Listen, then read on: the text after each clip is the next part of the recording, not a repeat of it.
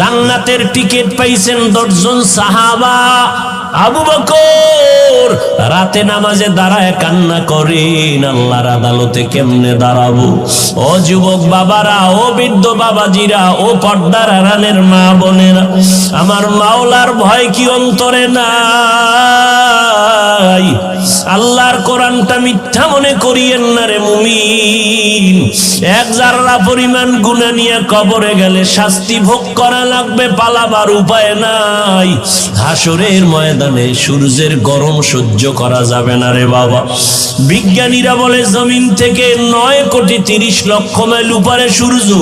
দিনের বেলা ছিল, রাতের বেলা নাই। এরপরে এত কেন গরম লাগে? ফ্যানের বাতাস ছাড়া রাতে ঘুম আসে না, মশারি না টানাইলে ঘুম হয় না। মশা, একটা মশার কামড় সইতে পারি না রে বাবা। অন্ধকার কবরে গেলে 2 পার্শ্বের মাটির চাপ।